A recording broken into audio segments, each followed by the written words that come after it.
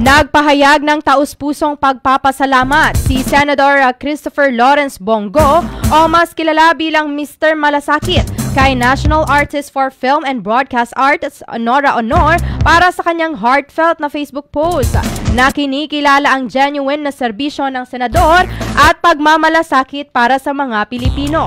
Sa post kasi ni Honor, ibinahagi nito ang kanyang sariling karanasan sa pagmamalasakit ng senador noong personal nitong tanggapin ang National Artist Award sa Palasyo ng Malacanang.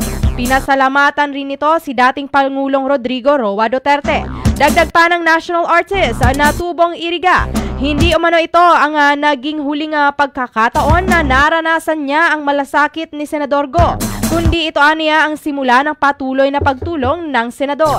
Inendorso rin ni Honor si Senador Bongo sa kanyang mga kababayan lalo't ang senador umano ang taong walang pinipiling lugar, walang pinipiling oras at lalong wala umanong pinipiling katayuan sa buhay ng isang tao. Sinabi pa ng mambabatas na nagagalak ito sa pahayag ng respetadong aktres at cultural icon.